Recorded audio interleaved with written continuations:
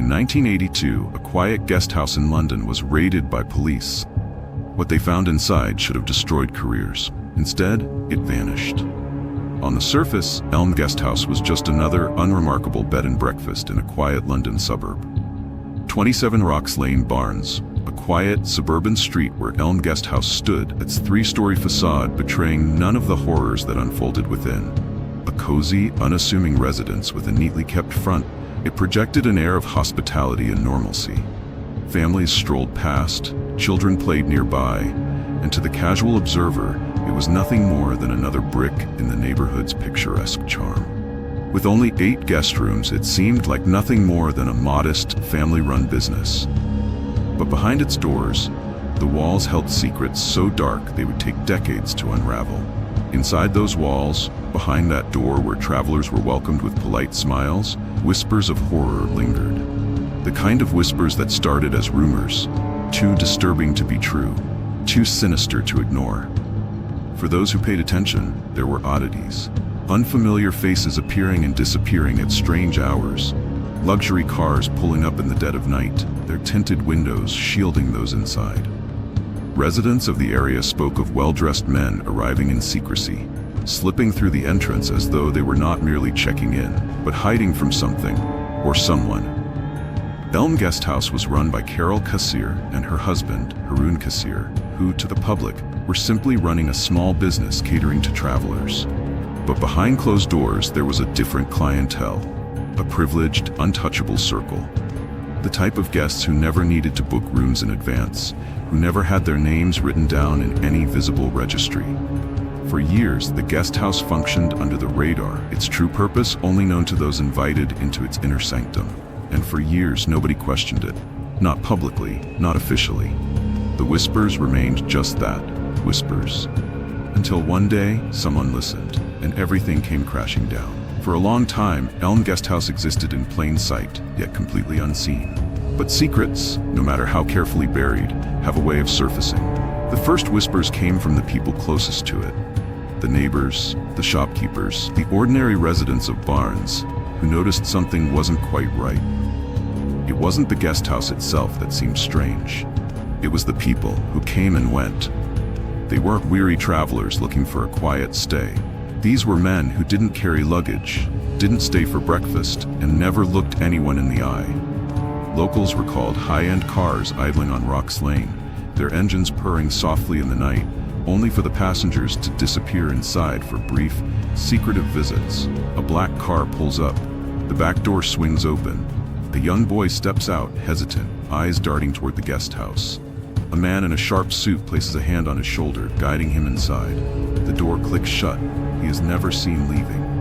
There were hushed conversations among the neighbors, quiet questions passed around, but never spoken too loudly. What was really happening in that house? Why did it attract a clientele that never seemed to belong in a sleepy London suburb? And why did some visitors never come back out the same way they entered? For years, the rumors never turned into action.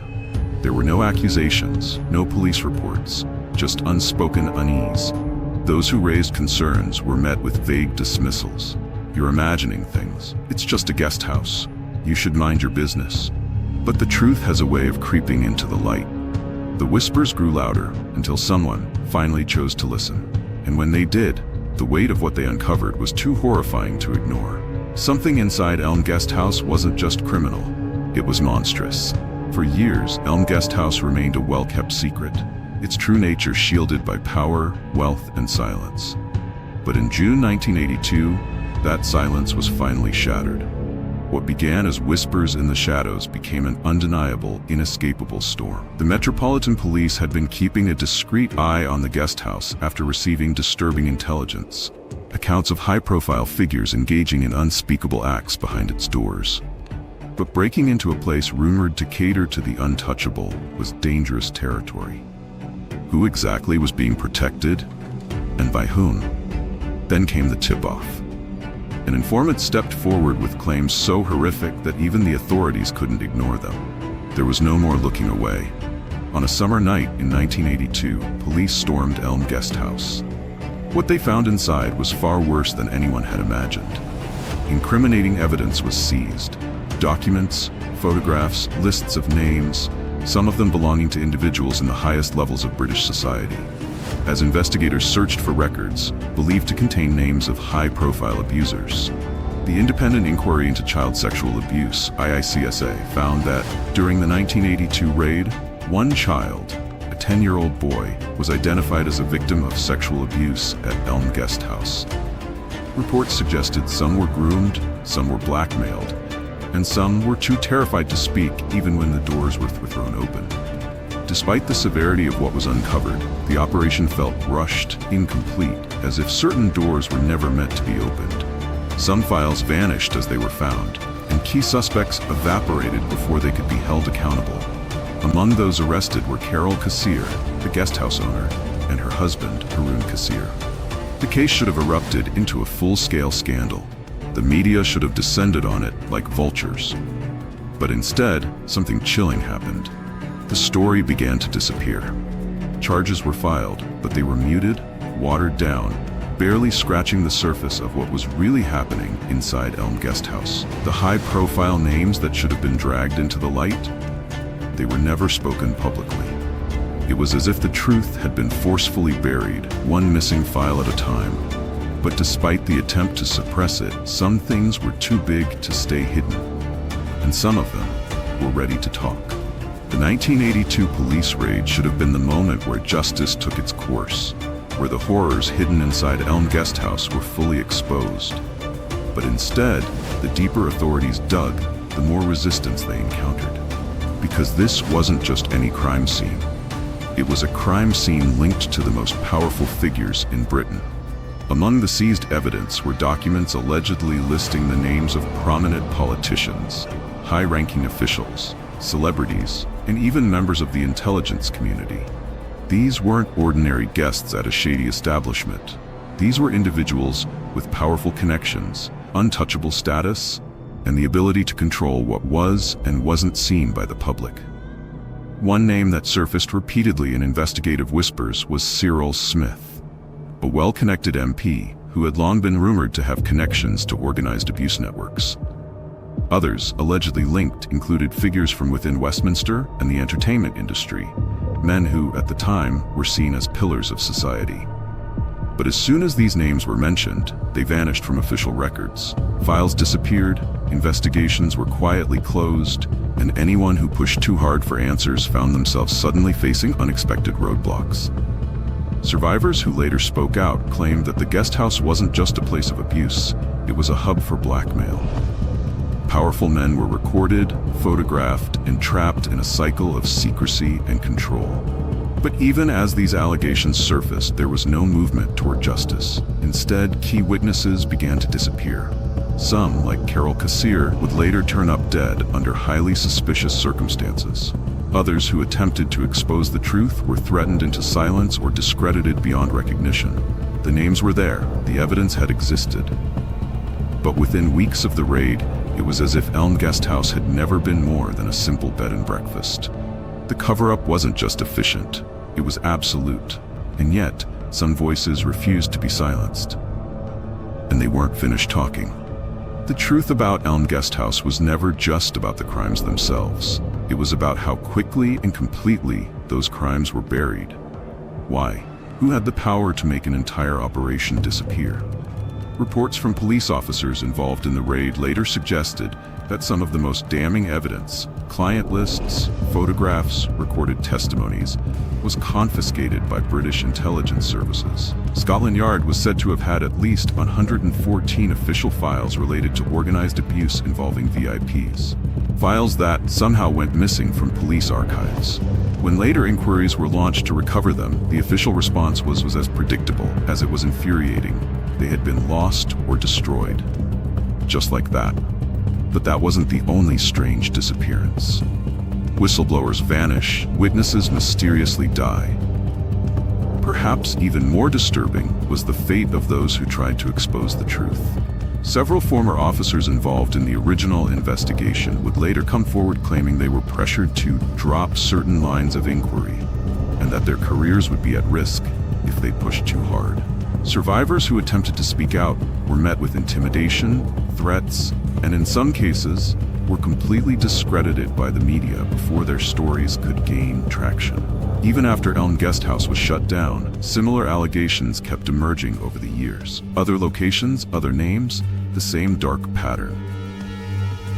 It became impossible to ignore that there was something systemic at play. But every time the truth threatened to surface, it was met with silence, erasure, and fear. The survivors were left to carry the weight of what had been done to them, while the perpetrators walked free, their reputations intact. Here's the most shocking part. Not a single powerful figure ever faced serious prosecution. Cyril Smith, the MP frequently linked to the case, continued his political career without consequence, despite multiple survivors coming forward with allegations against him. Other politicians and officials named in documents were never arrested, questioned, or even publicly accused. Their involvement buried under layers of red tape and missing files. The case was framed as a conspiracy theory rather than a legitimate criminal investigation. The deeper people dug, the more walls they hit. Editors who refused to run stories, news agencies suddenly dropping their investigations. It wasn't just a failure of justice. It was a coordinated effort to erase the truth. Even though Elm Guest House is long gone, the shadow it left behind still lingers. For years, the case lay dormant, buried beneath missing files and closed-door meetings. But nearly 3 decades later, police reopened the case, launching Operation Fairbank in 2012, Operation Fernbridge in 2013, and Operation Midland in 2014, each investigating the same terrifying allegations. It took 30 years after the raid for police to reopen the investigation, leading to Operation Fairbank in 2012. But by then, many of those involved were either dead or beyond the reach of justice. Then, in February 2013, 2 men were arrested. Anthony McSweeney, a Catholic priest, and John Stingemore, a former children's home manager, both connected to Grafton Close Children's Home, a known source of victims taken to Elm Guest House. Despite McSweeney's conviction, Operation Fernbridge was abruptly shut down in 2015, leaving more questions than answers. Was the investigation getting too close to the truth? Operation Midland, a $2.5 million police investigation, ran for 16 months before it too was shut down in March 2016, concluding that the evidence was insufficient. But was it really, or was this just another case of powerful figures protecting their own? Then came the ultimate betrayal. In 2019, Carl Beach, who claimed to be a survivor of elite abuse linked to Elm Guest House, was convicted of making false allegations and sentenced to 18 years in prison. His lies cast a long, controversial shadow over the real victims who had been fighting for justice for decades. By the time Operation Midland closed in 2016, over 3 decades had passed since the original police raid, yet not a single high-profile figure had been held accountable. Survivors still fight for recognition, for the names of their abusers to be acknowledged. Whistleblowers continue to come forward, claiming there is more to the story. Documents that went missing may still exist, buried somewhere, waiting to be uncovered. The cover-up was thorough, but cracks remain. And as long as people keep searching for the truth, the story of Elm Guest House isn't over. Elm Guest House is gone. The building that once stood at 27 Rocks Lane has been repurposed, its walls repainted, its history erased from the official record. But the echoes of what happened there still linger, haunting those who lived through it, whispering from the pages of lost documents and silenced testimonies. Survivors and whistleblowers have long pointed to a systematic cover-up orchestrated by powerful individuals inside the police, intelligence agencies, and even Parliament.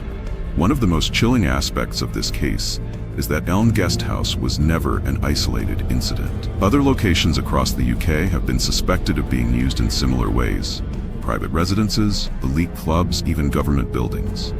Survivors of unrelated abuse cases have described patterns eerily similar to those at Elm Guest House: organized rings, protected perpetrators, and networks that spanned beyond London. If Elm Guest House was only one piece of a much larger system, how much of that system still exists today?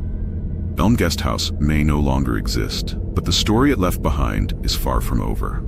The victims, now adults, many still carrying the scars of their childhood, continue to fight for recognition, for justice, and for the truth to finally be acknowledged. And so the question remains, will justice ever come? But despite every attempt to erase the truth refuses to die. Because history has a way of repeating itself. We've seen it time and time again, cases of abuse covered up by the powerful, swept under the rug until the weight of their own deception collapses in on them. So what happens next? That depends on us. Do we let this story fade into obscurity, just another buried scandal? Or do we keep asking questions, pushing for the missing files, demanding accountability? Because the people responsible for what happened walked free. The people who covered it up kept their power, and the people who suffered, they're still waiting. This isn't just history. This is a warning. If Elm Guest House was covered up so effectively, how many more stories like it have been buried? The more we look, the more we find. The truth is out there. The only question is, who is brave enough to uncover it? Thank you for watching. This is Freak Files, exposing the darkest histories and secrets they don't want you to know. Like, share, and subscribe for more stories they don't want you to hear. And remember, the darkest truths hide in plain sight. The only question is, are you willing to see them?